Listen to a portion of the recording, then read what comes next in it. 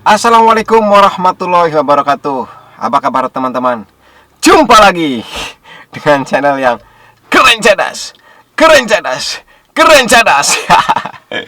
Itu adalah bukaan dari channelnya Bang Refli Harun. Oke teman-teman, dalam politik itu ya, itu nggak ada teman sejati. Tidak ada teman yang abadi. Yang ada adalah kepentingan. Nah, itulah politik. Nggak ada teman sejati. Yang ada ya kepentingan.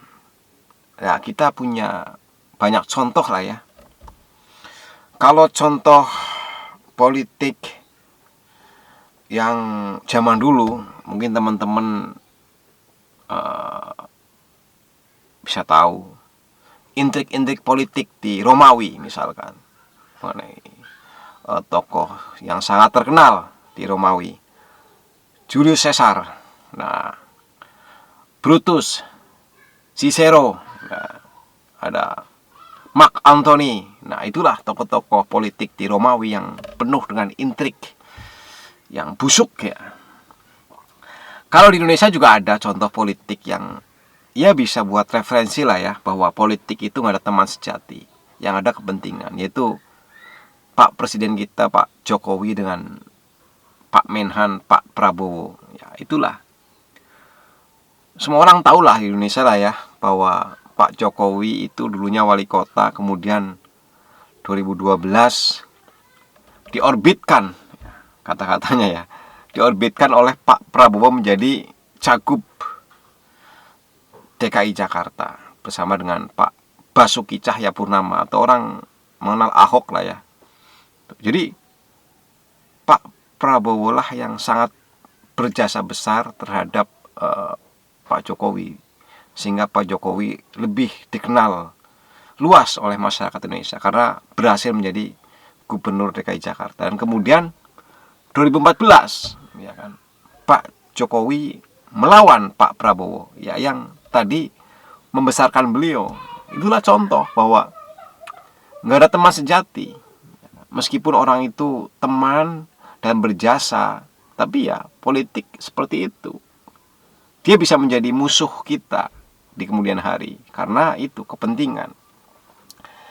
Itulah, dan ini terjadi di hari-hari ini, minggu-minggu ini, yaitu mengenai isu kudeta Partai Demokrat. Ada dua tokoh nih.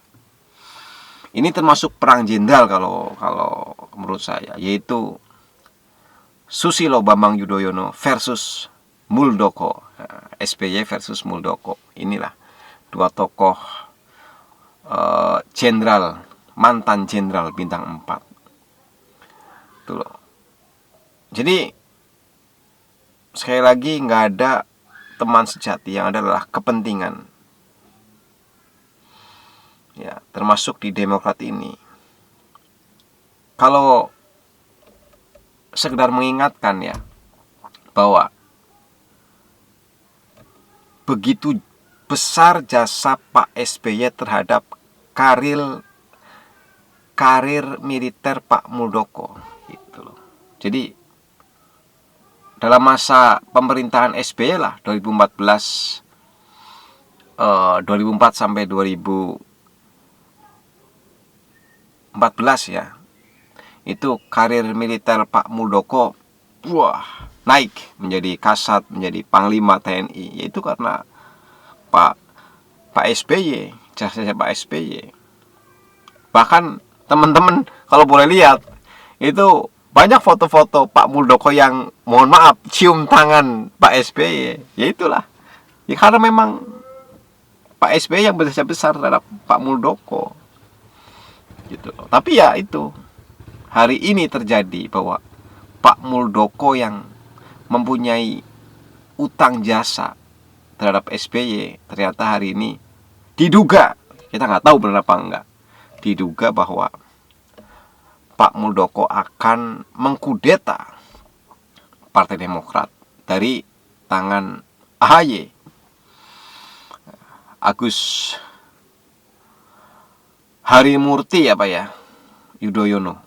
anak Pak SBY. Jadi air susu dibalas dengan air tuba, itu kalau ada peribahasa yang lebih tepatnya, atau kacang lupa kulitnya, bisa jadi seperti itu. Tapi ya itulah politik. Tapi kita nggak tahu loh ya, ini dalam tanda kutip seandainya benar bahwa Pak Muldoko berniat mengkudeta. Jadi mungkin kalau secara karir militer memang Pak Muldoko harus diakui lebih cemerlang daripada Pak SBY. Ya kan, Pak Muldoko pernah menjadi Kasat dan Panglima TNI, sedangkan Pak SBY nggak secemerlang itulah. Meskipun karir SBY di militer juga top, tapi kalau di militer tetap Muldoko lebih top, lebih ya, karena pernah menjadi Panglima TNI itu gitu. Jadi tapi dalam hal politik SBY jauh lebih unggul gitu loh. Itulah SBY dibanding dengan Muldoko. Itu SBY lebih top dalam karir politik, yang akhirnya Pak SBY berhasil menjadi presiden selama 10 tahun, 2004 sampai 2014. Itu karena kecerdikan politik daripada Pak SBY, memanfaatkan situasi 2003-2004 waktu itu, berkonfrontasi dengan Ibu Megawati. Itulah SBY. Jadi kalau diibaratkan, SBY itu dalam bidang politik itu grandmaster. Itu SBY, grandmaster. Sedangkan Pak Muldoko ya masih master lah. Jadi kalau dalam head to head dalam politik, jauh Pak Muldoko dibanding dengan Pak SBY. Jadi grandmaster versus master. SBY versus Muldoko itu bisa dianalogikan seperti itu kalau dalam kacamata saya. Ya, itu. Jadi Pak Muldoko kalau dalam langkah catur itu memainkan legal trap, ya, jebakan-jebakan, tipuan-tipuan, memanfaatkan kekuatan di sekelilingnya. Tapi kalau legal trap itu dilakukan hanya untuk pemula sih bisa. Untuk pemula bisa tuh dia menang legal trap. Tapi yang dilawan itu grandmaster, Pak SBY itu. Gitu. Pak SBY itu menghadapi legal trapnya Pak Muldoko dengan Laskar Trap. Ya, Laskar Trap. Ya, permainan tingkat tinggi yang mengacak-acak formasi daripada Pak Muldoko, rencana Pak Muldoko, formasi legal trapnya itu, sehingga formasi menjadi berantakan dan raja terkepung, gitu loh. Raja dan ratu terkepung oleh Laskar trapnya Pak SBY. Yaitu seperti terjadi sekarang, ya kan. Tidaklah mungkin AHY itu berani konferensi pers di depan media live, ya kan, mengumumkan kepada seluruh masyarakat Indonesia bahwa di internal di Demokrat itu ada rencana busuk untuk mengambil alih kursi kepemimpinan. Ya, Pak AHY menyampaikan itu pasti atas advice atau nasihat daripada Pak SBY. Nggak mungkin enggak kalau menurut saya. Dan langkah ini tentu punya, jangan kita baca cuman punya satu tujuan. Ini kalau dalam langkah catur bisa banyak sekali maksud, gitu loh. Banyak sekali tujuan, bercabang ini maksudnya tuh. Tuh loh. Jadi selain mengunci pergerakan Pak Muldoko, juga menyudutkan posisi raja dan ratu. Nah, siapa raja dan ratunya? Nah, itu yang dalam tanda kutip isunya itu Pak Lurah itu yang sudah menyetujui langkah Pak Muldoko. Ini kembali lagi saya sampaikan, ini pandangan saya, seandainya benar Pak Muldoko akan kudeta, benar-benar kudeta, mudah-mudahan nggak benar gitu loh. Jadi langkahnya Pak SBY itu dibilang, boleh saya bilang itu ya cemerlang, karena dia satu langkah tapi bisa menyudutkan pion, menteri, dan ratu gitu. Bagus sekali. Dia melibatkan publik untuk tahu bahwa Demokrat akan diserang oleh pihak eksternal gitu loh. Jadi saya kurang setuju dengan kayak pandangan Pak Marzuki Ali atau Ruhusi Tompul atau Maxo Pakua dalam wawancara-wawancara di TV-TV bahwa ini adalah kasus atau problem atau masalah internal. Ini bukan internal kalau menurut saya. Internal itu kalau sesama anggota. Nah, ini ada pihak luar, berarti ada faktor eksternal. Dan sudah benar cara AHY dan SBY mengatasi ini, gitu loh. Kalau pihak internal selesai itu, nggak perlu konflik pers itu. Tapi karena ada pihak eksternal yang dimana pihak eksternal itu diduga di backing oleh kekuasaan, nah itu bahaya. Nah kan yang punya SK Kemenkumham, karena Kemenkumham yang berkuasa, bisa terjadi tuh diketok palulah pihak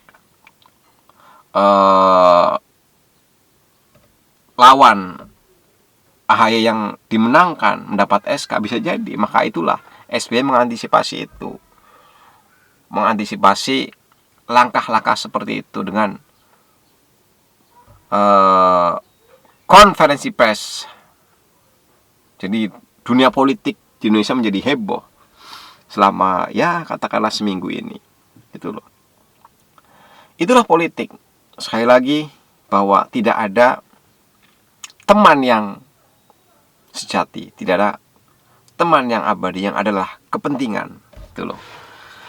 Itu analisis saya tuh. Nah, saya ingin bukan ngajarin, tapi ya mengingatkanlah kepada semua. Seandainya siapapun, entah itu Pak Muldoko atau yang lain, pengen menjadi presiden, ya gunakanlah langkah-langkah yang lebih elegan, lebih santun, dan lebih sportif lah ya. Ya misalkan Pak Muldoko partainya Hanura, ya jadi ketum Hanura, berjuang membesarkan Hanura sehingga kursinya banyak, sehingga bisa mencalonkan dia menjadi Capres 2024 itu loh. Atau membentuk partai lain, menjadi berjuang dari bawah seperti SBY, membentuk Partai Demokrat, berjuang dari nol itu, sehingga Demokrat besar dan bisa mencalonkan beliau menjadi calon presiden dan kemudian berhasil, itu loh. Jadi kalau mau jadi capres ya jangan ambil jalan pintas, masuk ke partai atau bikin partai baik-baik, berkarir, kemudian menjadi ketum partai tersebut, itu kan kemudian menjadi capres. Jangan menggunakan langkah-langkah yang kurang elegan. Itu kalau saran saya. Bukan sarannya, ingetin lah ya. Ingetin, mungkin bapak, ibu-ibu yang terhormat lupa bahwa hidup di dunia ini cuma sekali. Dan segala tipu daya muslihat rencana busuk itu tidak akan berakibat baik pada kita. Jadilah orang yang jujur, sportif dalam hal apapun, termasuk dalam hal politik. Konsisten. Oke, itu aja. Mohon maaf saya terlalu banyak bicara. Mungkin pembicaraan ini gak ada isinya, gak ada manfaatnya, gak seperti channel-channel yang lain, Refli Harun, Rocky Gerung, atau Deddy Kobuser, Ahmad Dhani, channel-channel yang berbobot lainnya. Ya ini cuma channel kecil, tapi Jika teman-teman suka dengan channel ini, ya silahkan subscribe dan share ke teman-teman yang lain. Oke, ada beberapa pertanyaan yang belum terjawab dalam kasus kudeta Partai Demokrat. Yang pertama adalah, benarkah Pak Muldoko akan mengkudeta? Satu. Kedua, seandainya benar, benarkah Pak Jokowi, Pak Presiden kita merestui langkah-langkah yang diambil Pak Muldoko? Yang ketiga, benarkah bahwa Pak Muldoko juga berambisi menjadi Capres 2024? Oke, itu mungkin pertanyaan-pertanyaan yang perlu dijawab, karena 2 kali konferensi persnya Pak Muldoko itu saya lihat belum bisa menjawab itu secara lugas, dan dengan bahasa tubuh yang mohon maaf, 1000 maaf, kurang meyakinkan. Bahasa tubuhnya jelas seperti, mohon maaf, seperti gelisah. Tapi secara konten dan konteksnya itu kayaknya memang belum menjawab 3 pertanyaan tersebut. Itu saja. Terima kasih teman-teman. Sampai jumpa di konten-konten selanjutnya. Jangan lupa subscribe. Assalamualaikum warahmatullahi wabarakatuh.